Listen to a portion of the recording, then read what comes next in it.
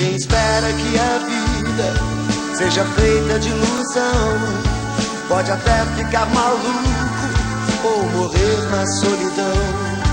É preciso ter cuidado pra mais tarde não sofrer. É preciso saber viver. Olá, muito boa noite. Desde o dia 2 de janeiro deste ano, está em vigor o Estatuto da Pessoa com Deficiência, que traz regras e orientações sobre direitos que garantem a inclusão de 45 milhões de cidadãos brasileiros com algum tipo de deficiência na sociedade. Entre as novidades, uma cria o Sistema Educacional Inclusivo, que garante o acesso pleno em condições de igualdade de jovens e crianças especiais nas escolas regulares. Segundo o último censo escolar, as matrículas desse segmento nas escolas convencionais aumentaram 112% entre os anos de 2005 e 2011. Houve avanços, mas a discriminação e o preconceito ainda são uma realidade que preocupa pais, alunos e educadores. Segundo o novo estatuto, negar vaga para o aluno especial no ensino regular é crime e pode dar cadeia. Muita gente desconhece o que diz a lei. O grande desafio agora é cobrar dos responsáveis pela educação os investimentos necessários para assegurar o cumprimento da legislação. Inclusão educacional é o tema de hoje do Sobre Todas as Coisas. Boa noite, Fernando. Boa noite, Carla. Tudo bem? Tudo bom. Boa noite você de casa que nos assiste. Hoje, segunda-feira, e estamos ao vivo. Aqui no estúdio para ajudar no tema desta noite, convidamos a Tatiana Takeda, advogada, professora universitária, servidora pública, especialista em direito civil, processo civil, gestão ambiental e direito imobiliário. Ela também é referência quando o assunto é autismo. Seja bem-vinda, Tatiana. É um prazer recebê-la. Muito obrigada. Está aqui também com a gente a promotora responsável pelo Centro de Apoio Operacional da Educação do Ministério Público de Goiás, Simone Desconce de Sá Campos, membro suplente do Ministério Público de Goiás no Fórum Goiano de Inclusão no Mercado de Trabalho de Pessoas com Deficiência e dos Reabilitados do INSS. Boa noite, promotora Simone, seja bem-vinda. Boa noite.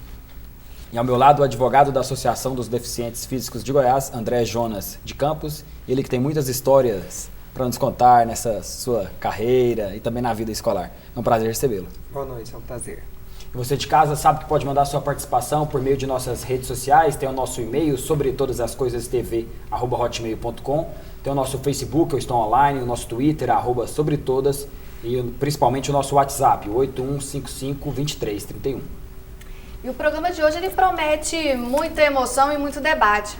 E eu até vou quebrar um pouquinho o protocolo e antes de começar a primeira entrevista, eu queria repartir uma experiência com você, telespectador, justamente sobre inclusão. Porque essa é uma realidade que desde o ano passado começou a fazer parte da minha vida. É porque o meu filho de 2 anos, hoje ele tem 3 anos, mas quando ele tinha 2 anos e 2 meses, eu e meu esposo recebemos o diagnóstico de que ele está dentro do espectro do autismo.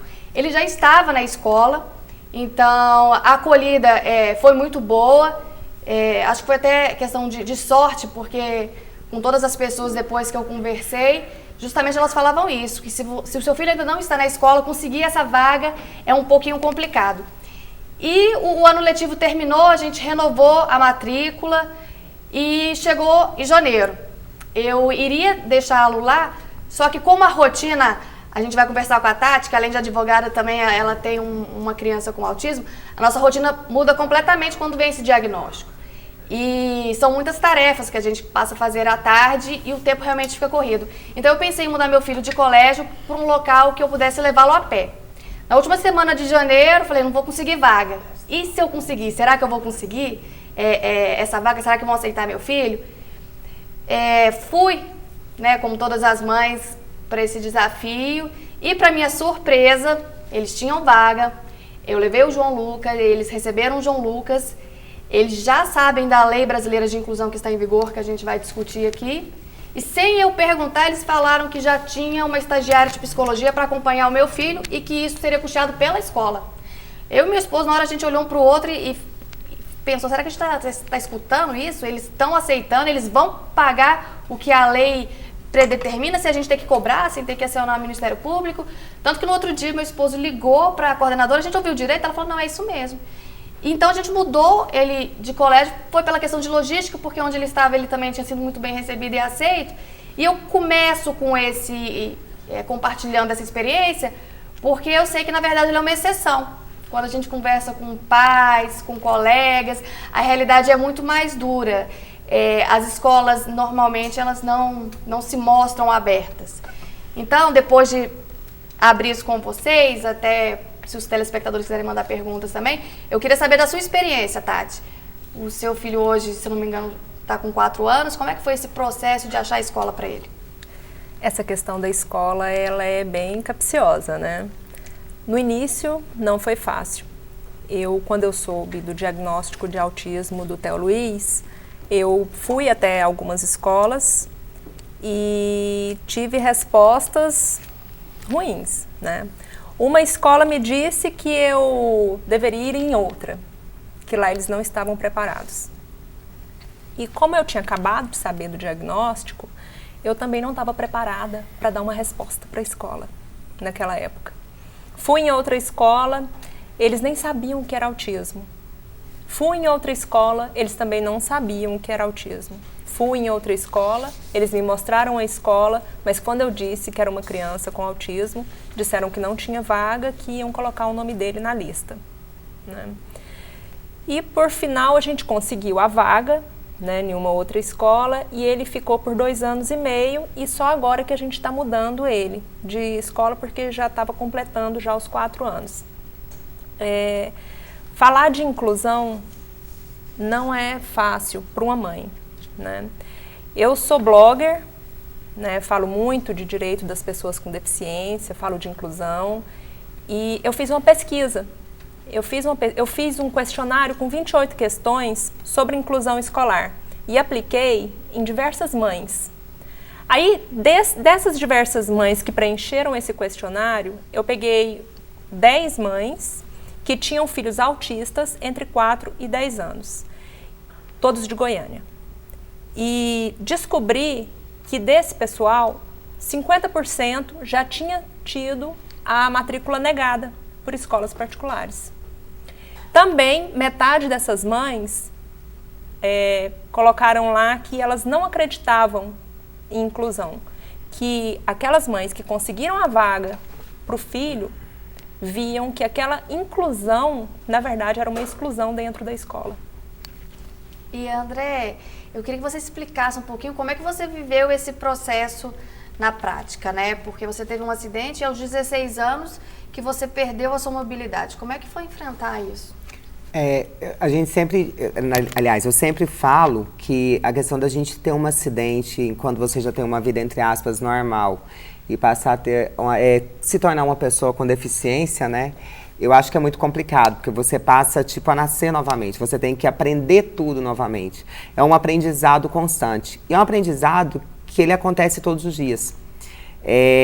Na minha época não foi fácil, como eu acho que não é para ninguém que não é deficiente passa a ter alguma deficiência, mas é aquela força de vontade de sempre querer vencer, porque se você se sentir derrotado, o primeiro obstáculo que você encontrar na vida, você vai ser um eterno derrotado. E foi isso que eu coloquei na minha cabeça, que naquele momento que tinha acontecido aquele fato comigo e que tinha mudado a minha condição, a única coisa que eu queria era vencer, independente das circunstâncias. Aí eu fiz o 2º grau, continuei na mesma escola que eu estava na época, continuei da mesma forma. Depois eu fiz uma mudança por questão de tratamento, eu tive que ir para Trindade fazer tratamento na Vila São Cotolengo. Então eu tive que mudar de escola, mas também fui recebido da mesma forma. Claro, com a falta de acessibilidade, com todos esses entraves que a gente encontra todos os dias. Na universidade não foi diferente. Eu lembro que nos meus 5 anos de faculdade, todos os dias eu escrevia no colo, porque eles não tinham mesa para a pessoa com deficiência poder apoiar e estar escrevendo. Então, sempre, os 5 anos foi realmente, eu escrevia no meu colo, porque eu não tinha essa condição. Me deparava com os entraves dos elevadores, que quase nem sempre funcionava, e a universidade oferecia pouquíssimas salas no térreo, então, assim, era muito difícil, porque às vezes você fazia uma matrícula, mas já tinha uma turma para aquela sala, então, fazia aquela substituição, aquilo tudo era um transtorno constante. Mas eu acho que todo mundo passa por obstáculos todos os dias. E que quando você quer algo, você consegue. Fácil não é. Seria muita hipocrisia da minha parte dizer que é fácil. Mas eu acho que o seu sonho fala mais alto. E a sua vontade de vencer. Promotora, você acompanha bastante essa questão, porque você está no Centro de Apoio Operacional da Educação no Ministério Público. Exato. Quais as denúncias que chegam hoje em dia, ou até as que chegavam antes do vigor da Lei Brasileira de Inclusão? Bom, a gente acabou percebendo assim, uma movimentação maior depois da Lei de Inclusão, mas especialmente nas escolas privadas. Né? Nas escolas públicas, a gente já tem uma realidade um pouco mais fundamentada já de recebimento de pessoas com deficiência, porque a escola pública ela não tem como negar a matrícula. Né? A gente tem já como regra, independentemente da condição da pessoa, né, que a educação é pública, é gratuita e ela tem que ser prestada para o indivíduo. E os professores, diretores, os gestores, eles têm pleno conhecimento disso. Na rede pública, a maior denúncia, o maior problema é a questão de estrutura, capacitação de profissionais, não a questão de vaga especificamente, né? Já na escola particular, com a entrada em vigor da lei, a gente começou a receber mais demandas, não só de mães com dificuldades para matricular os seus filhos, mas também de escolas particulares com dúvidas, com receio de como agir diante de uma situação de um pedido de matrícula, sendo que a escola não estava preparada ou já tinha muitos alunos com deficiência matriculados naquela unidade.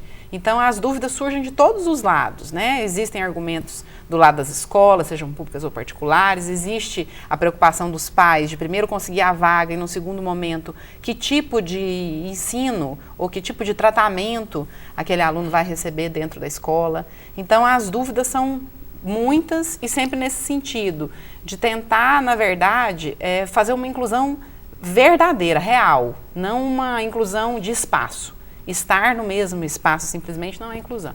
E falando em prática, aqui chegou uma participação da Sandra Paro para a Tatiana Takeda, o seguinte: gostaria de perguntar para a professora Tatiana, doutora, como as escolas devem se preparar para essa nova realidade. Ela elogia a pauta do tema de hoje e oportuniza também para as famílias de PNE e sociedade esse tipo de esclarecimento sobre inclusão. E ela acredita também que a imprensa tem que assumir esse papel de comunicar. Obrigada, Sandra, pela participação. Eu acho que, primeiramente, as escolas devem se capacitar. Né? A capacitação do corpo docente, dos funcionários, ela é fundamental nesse processo de inclusão. Né? Em segundo, eu acho que deve ter uma parceria verdadeira e efetiva. Escola, pais e terapeutas. Nesse contexto, a escola ela tem que estar aberta e os pais têm que estar dispostos. Tá certo. André, uma dúvida. Você trabalha como advogado na Associação dos Deficientes Físicos do Estado de Goiás. Depois que ela entrou em vigor, que tipo de demanda que vocês têm recebido? Assim, as pessoas têm procurado, estão com dúvidas também? Igual a promotora disse que a procura no Ministério Público aumentou. Comungo totalmente do que a promotora acabou de afirmar. Porque ainda é uma coisa muito nova. A gente até estava conversando ali fora, que até nós estávamos vasculhando na lei, tentando buscar alguns conceitos que a gente ainda não tem um consenso, né? Porque é tudo muito novo, a gente não tem ainda jurisprudência formada, pouquíssimos livros escritos sobre a lei. Eu acho que eu ainda não vi, se eu estiver errado, vocês podem até me corrigir, nenhum congresso ou seminário relacionado ao Estatuto da Pessoa com Deficiência no Brasil. Pelo menos eu não recebi nenhum convite dessa parte. Então, assim, realmente, a gente não, até nós, que somos operadores do direito, estamos vagando ainda, entendeu? E o que a gente tenta buscar quando o estatuto protetivo entra em vigor? A aplicação mais benéfica por beneficiário, que no caso é a pessoa com deficiência, né? E claro que a gente tenta buscar aquela questão da balança, né? Mas a gente vê que é um estatuto inclusivo. E para buscar inclusão, realmente, vão ter vários embates. E eu acho que hoje o trabalho mais difícil que nós temos, às vezes, é buscar a consciência das pessoas. Porque a partir do momento que a gente busca essa acessibilidade cognitiva, que as pessoas de fato pensarem na inclusão, de fato lutarem pela inclusão e lutarem pela mesma causa, eu acho que a inclusão plena ela vai acontecer e vai ser de forma efetiva. Promotora, ele acho que falou uma palavra-chave, conscientização. Eu queria saber se essa lei realmente ela vai conseguir colocar para funcionar algo que todo mundo já sabe, que outras leis também já amparavam. Você acredita que essa mudança vai ser possível? Eu acredito na mudança, acredito na inclusão. A lei ela veio trazer, como você falou, algumas coisas que já eram previstas na própria legislação.